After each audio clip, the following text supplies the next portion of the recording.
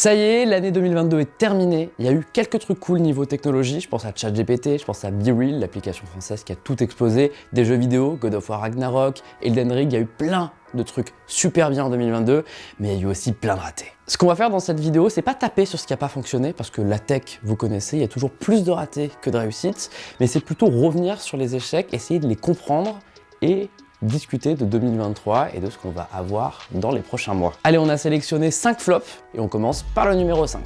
Le flop numéro 5 qu'on a sélectionné sur Numérama, c'est le streaming. Et bien vous vous demandez peut-être ce qu'on appelle streaming. Et bien c'est en effet toutes les plateformes comme Netflix, Disney+, Amazon Prime Video, Apple TV+, Paramount+, Lionsgate+. Vous l'avez compris. Parce qu'en effet, ce qui s'est passé en 2022, c'est qu'on a vu la limite de ce modèle. Jusqu'à maintenant, on avait tous les studios qui voulaient lancer leur plateforme, tous les studios qui étaient convaincus qu'on allait tous payer 10 € par mois pour accéder à leur contenu. Et la réalité, c'est que les gens en 2022, ils ont dit stop. Dès le début de l'année, il y a eu plusieurs signes de cet échec du streaming qui allait survenir en 2022, avec Netflix qui est le premier à avoir perdu des abonnés pour la première fois de son histoire. Netflix, ils ont rapidement paniqué. Déjà, ils sont tombés en bourse, ce qui est forcément pas très rassurant au niveau des investisseurs. Reed Hastings, le patron, il a compris qu'il était menacé et il a promis de faire des changements qu'il avait toujours refusé de faire, comme l'arrivée de la publicité sur Netflix. Maintenant, il y a une offre moins chère, Netflix Essentiel, avec de la publicité pour gagner les abonnés à un plus petit prix. Mais Netflix, c'est pas vraiment l'échec de 2022 en streaming. Au contraire, ils sont bien remontés, ils ont plein de séries, de films qui cartonnent, ils battent des records d'audience tous les mois, donc Netflix, ça marche bien. Par contre, les autres petites plateformes, eh bien, il est temps de se remettre en question. Il y en a un que vous connaissez peut-être, c'était Starzplay. Et ben ils ont été renommés, ils sont devenus Lionsgate+, et ils ont fait des publicités dans toutes les grandes villes de France à base de gros panneaux publicitaires. Et malgré ça, un mois après l'arrivée des publicités et ce changement de nom, et ben ils ont fermé et ils ont abandonné le marché européen parce que personne ne s'est abonné à Lionsgate+.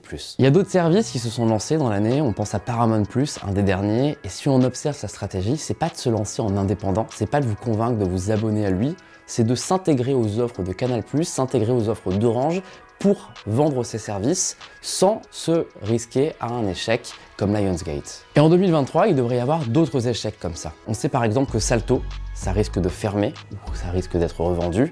On sait qu'OCS, ils ont perdu les droits des séries HBO. Au moment où on enregistre cette vidéo, on n'a aucune idée d'où vont atterrir les contenus HBO. Il y a deux rumeurs, c'est Canal+ ou Amazon. Le problème de toute cette situation, c'est qu'il y avait trop de plateformes de streaming, que les gens n'ont pas l'argent pour payer pour 5, 6, 7 services. Ils en choisissent 2 ou 3, ou alors ils s'abonnent et ils se désabonnent. Et il ne peut pas y avoir autant de plateformes qui cohabitent, et ça provoque cette catastrophe. L'échec numéro 4, c'est le secteur des crypto-monnaies en général. Il y a un an, le Bitcoin, ça valait plus de 40 000 €. Aujourd'hui, ça en vaut 15 000. L'action du Bitcoin s'est vraiment effondrée et c'est le cas de toutes les autres crypto-monnaies. On a aussi vu toute la vague NFT tomber. Il y a quelques mois, on disait que les NFT c'était le futur. Les NFT, ça s'arrachait à prix d'or. Il y a des gens qui vendaient des NFT pour plusieurs milliers d'euros. Et aujourd'hui, ces mêmes NFT, ça vaut que quelques dizaines d'euros. L'année 2022, c'est vraiment une année noire pour le secteur des crypto-monnaies. On va pas dire que c'est fini. On va pas faire une projection sur Numérama en vous disant que les crypto-monnaies, ça marchera jamais et que c'était une arnaque. Mais ce qu'on a constaté, c'est qu'il y a plein de limites à ce modèle et que leur croissance fulgurante qui ne s'arrêtait pas depuis plusieurs années, elle ne peut pas fonctionner éternellement. Maintenant, ce qui n'a pas aidé, c'est qu'il y a plein de personnes qui se posent la question de leur intérêt réel dans le futur, surtout quand on voit que des projets sont stoppés par les gouvernements. Je pense au Diem de Facebook par exemple. C'était censé être la crypto-monnaie qui allait remplacer le dollar, l'euro, le livre dans tous les pays du monde entier. Finalement, ça a été arrêté et freiné par tous les gouvernements du monde entier. En fin d'année, il y a eu un dernier coup de massue sur la tête des crypto-monnaies, c'est la chute de FTX qui était en fait une vaste fraude, au moins dans sa gestion financière. La plateforme s'est effondrée du jour au lendemain, son fondateur a été inculpé et ça rassure pas vraiment sur l'avenir des crypto-monnaies, mais d'ici 2023, ça ne peut que remonter. L'échec numéro 3, c'est celui qui me rend le plus triste. L'échec numéro 3 qu'on a choisi sur Numérama, c'est Stadia, qui a été lancé en 2019, vous le connaissez sans doute, c'était le service de cloud gaming de Google. Et à l'époque, quand Google est arrivé, ils ont vendu un service révolutionnaire censé réduire à néant les consoles, le jeu sur PC et rendre le jeu vidéo vraiment plus moderne. Et si je suis triste à titre personnel, c'est parce que je les ai crus. Au début, j'étais pas convaincu comme beaucoup de personnes, mais après avoir essayé Stadia, après m'être habitué à Stadia, je me suis rendu compte que la plateforme, elle était géniale parce que c'est vraiment du jeu vidéo en streaming, ça permet de jouer sur mobile, ça permet de jouer en vacances sur son ordinateur, ça permet de jouer avec n'importe quelle manette, ça permet de jouer quasiment sans latence, la qualité de Stadia elle était vraiment top pour un service de cloud gaming. Franchement, j'ai été bluffé par ce service, mais j'avais un petit peu peur que Google fasse n'importe quoi avec. 3 ans après, Google a fait n'importe quoi. C'est pas surprenant quand on connaît Google, il lance des services et après il passe à autre chose, il se lance sur d'autres projets. Et le problème avec Stadia, c'est qu'ils l'ont lancé alors qu'il n'était pas fini. Il y a plein de choses qui ont été montrées au lancement, comme la possibilité de résoudre un niveau quand vous savez pas en demandant de l'aide à Google Assistant, qui ne sont jamais arrivés en 3 ans. Il y a plein de jeux qui ne sont jamais arrivés sur Stadia. Bref, Google a réuni toutes les cartes pour se rater. Le plus incroyable, c'est que Google proposait un catalogue avec une centaine de jeux dans Stadia, mais que personne ne le savait parce qu'ils n'ont jamais fait de pub là-dessus. Les gens sont convaincus que sur Stadia, il fallait seulement acheter les jeux, alors que c'était pas le cas. Tout ça à cause d'une erreur de communication. Stadia, c'est vraiment le plus gros raté du monde du jeu vidéo en 2022, voire de ces dernières années. Ce qui est encore plus triste, c'est qu'avec le confinement, les gens étaient à la maison, ils avaient besoin de ce genre de service pour jouer et Google n'en a même pas profité pour communiquer là-dessus, et que le cloud gaming est en train d'exploser avec Xbox, avec Shadow, avec Nvidia, et que Google a complètement raté ce train. Bref, Stadia va beaucoup nous manquer, au moins à titre personnel, et on espère que Google va arrêter de détruire ses projets avant même d'avoir vraiment investi dedans. Le numéro 2,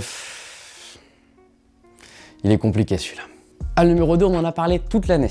J'ai l'impression que depuis le début de l'année 2022, je ne parle que de ça tous les jours. C'est évidemment Elon Musk. Bon, pas Elon Musk en tant que lui-même, hein. On va pas dire qu'Elon Musk est un flop, c'est l'homme ou le deuxième homme le plus riche du monde. Il a Tesla, il a SpaceX, il a plein de projets. L'homme est partout. C'est vraiment la personnalité de l'année 2022. Et sur cet aspect-là, c'est une grosse réussite. Elon Musk, on parle que de lui. Et c'est sans doute mérité. Non, par contre, ce qui va pas, c'est Twitter, parce que même si plusieurs personnes pensent que quand on a réussi Tesla et SpaceX, on ne peut que réussir à gérer Twitter, la réalité c'est que c'est pas les mêmes métiers, c'est pas parce qu'on vend des voitures qu'on est capable de vendre des chaussures, c'est vraiment pas les mêmes secteurs, et le problème c'est qu'Elon Musk il est en train de se confronter à ça et qu'il fait un peu n'importe quoi. Déjà, il y a eu tout le chaos autour du rachat de Twitter, le fait qu'Elon Musk rejoigne le conseil d'administration, dit qu'il ne veut plus être dans le conseil d'administration, propose de les racheter, Twitter veut pas, puis Elon Musk ne veut plus, puis Elon Musk va au procès, puis Twitter veut forcer le rachat, puis Elon Musk accuse Twitter d'avoir menti sur tous ses chiffres. C'était n'importe quoi, et tout ça, le pire, c'est que ça finit par Elon Musk qui dit « Bon, finalement, je veux bien racheter Twitter ». Quand il est arrivé chez Twitter, je faisais partie des gens qui pensaient que ça allait pas trop mal se passer. Je croyais pas trop en sa liberté d'expression absolue, je croyais pas trop en certains de ses projets, mais je me disais que Elon Musk allait pas non plus tout casser, ça n'avait aucun sens de faire ça. Bah, je me suis bien trompé, il fait vraiment tout et n'importe quoi depuis qu'il a Twitter. Il y a eu du bon, mais il y a aussi du très mauvais, et c'est ça qui est très inquiétant et qui met Elon Musk dans les flops de l'année 2022. Par exemple, quand Elon Musk dit qu'au nom de la liberté d'expression absolue, il faut remettre tous les comptes qui ont été fermés, c'est bizarre, parce qu'il remet des comptes qui ont été fermés alors qu'ils enfreignent la loi dans beaucoup de pays, comme ceux qui incitent à la haine. On peut dire que sa liberté d'expression absolue, c'est une valeur, notamment aux États-Unis, et que s'il veut faire ça, c'est sa plateforme, il fait ce qu'il veut. Le problème, c'est qu'Elon Musk, il applique cette liberté d'expression absolue seulement au sujet qui l'intéresse. Quand il y a des comptes qui partagent la localisation de son avion en temps réel, ce qui n'enfreint aucune loi, au contraire, c'est des données publiques, quand il y a des comptes de journalistes qui le critiquent, eh bien Elon Musk, il les ferme parce qu'il dit qu'ils nuisent à ses conditions d'utilisation. Quand il y a Mastodon, le réseau social allemand qui essaye de naître et qui essaye de contrer Twitter, eh bien Elon Musk, il interdit les liens vers Mastodon et il ferme le compte de Mastodon Twitter.